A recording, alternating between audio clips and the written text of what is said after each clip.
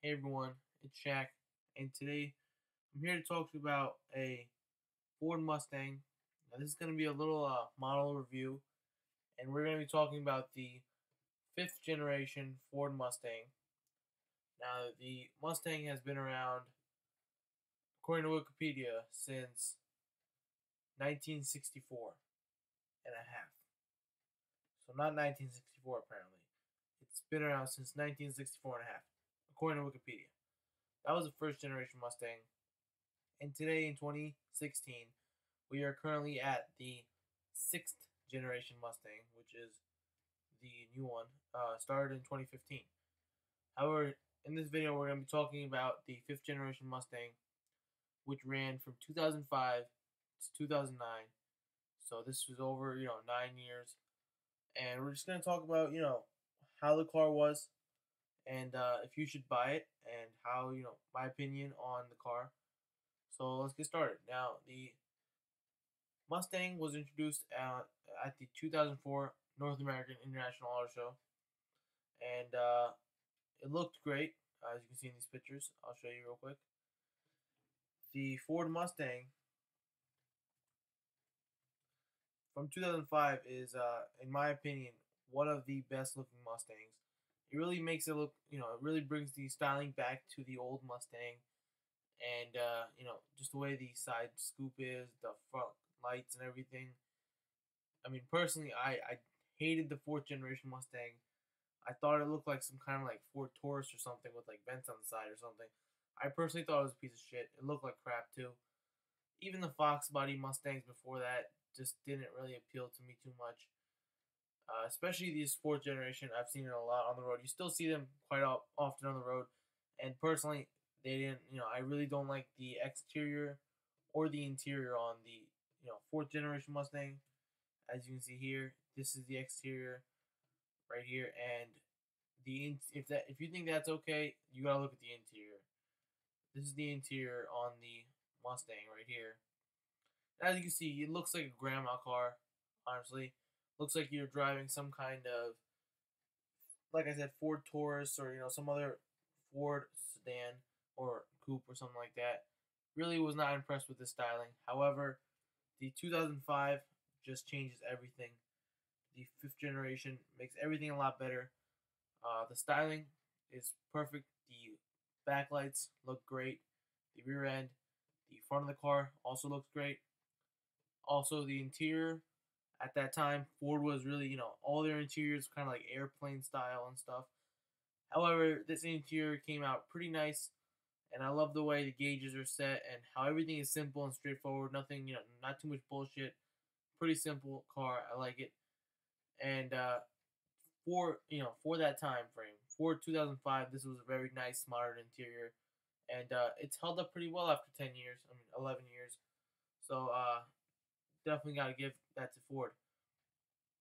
I also love the fact that the 2005 Mustang and the other Mustangs in that area, from that period, were very simple to decipher what model you have. Either you have, it's really simple because there's only like what four. There's like 8 models.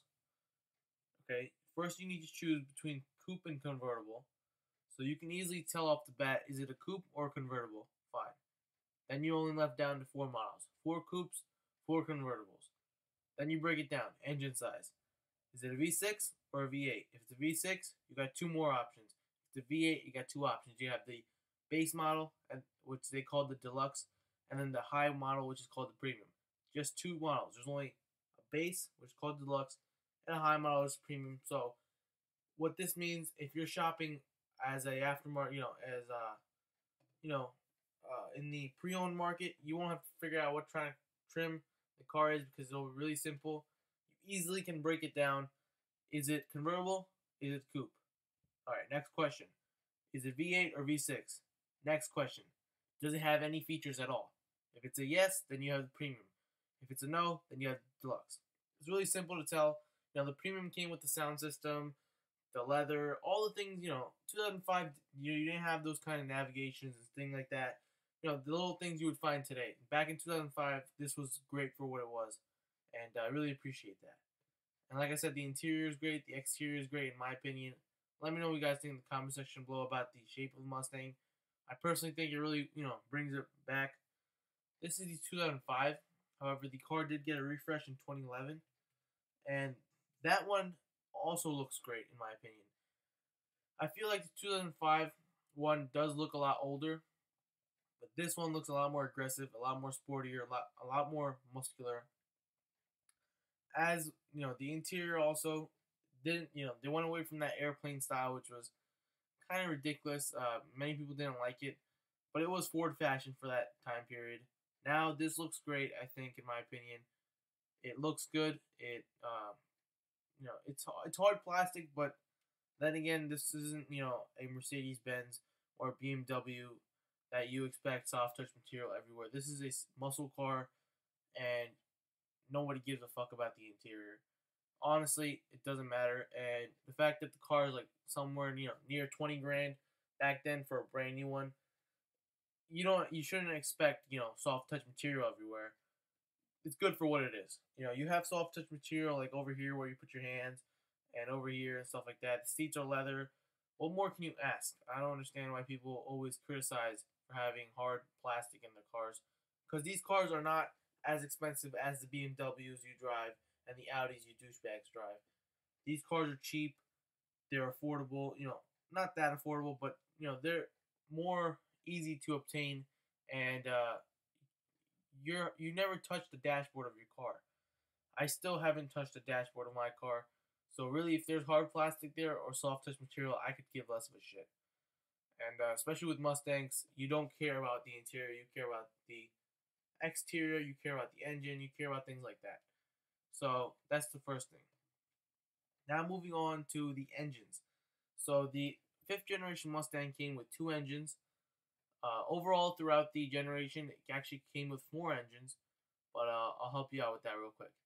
So from 2005 up to 2010, there was a V6 and a V8, right? And then in 2011 to 2014, there was a different V6 and a different V8. Now, most people don't know the difference of the V8 and the V6. Personally, with the V8, you get the GT badges and things like that, and it really makes the car sound so much better. But when you think about it, somebody driving a 2005, let's say this, somebody driving a 2010 Ford Mustang V8 is about just as powerful as a person driving a 2011 Ford Mustang V6. That's kind of weird in my opinion, and it really makes people open their eyes. Now, let's go through the numbers real quick. So for 2005 to 2010, okay, the Mustang was made with a V6 that produced 210 horsepower. It was 4.0 V6. The GT, which means it was a V8, used a 4.6 V8 that produced 300 horsepower. So from 2005 to 2010, the cars produced either 210 horsepower with the V6 or 300 horsepower with the V8. Now, the 2010 model is when the car got redesigned. So that's with this right here, the new shape, which is a lot nicer and a lot more modern. However, the engine was kept the same.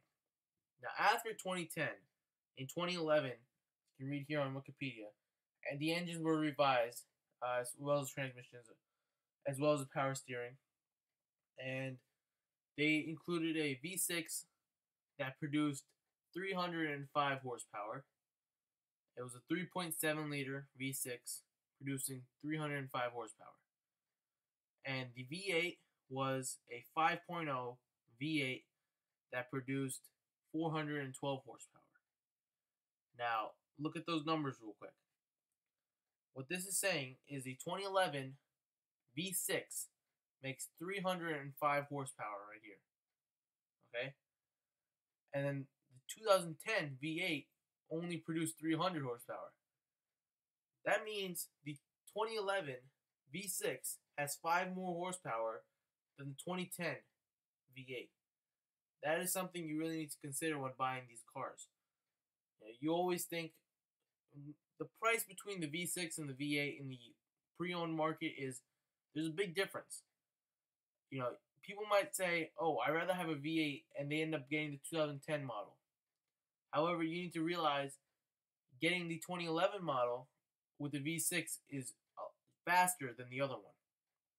And since it's newer, it's going to be, you're going to have less problems. After all, even though Mustangs are great, they're still Fords.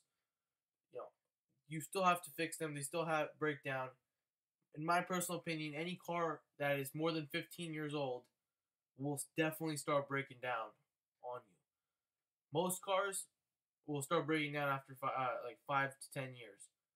And as far as Mustangs go, you need to also take into consideration these cars are muscle cars. People drive, if you're buying pre-owned, people are gonna drive these cars like crap.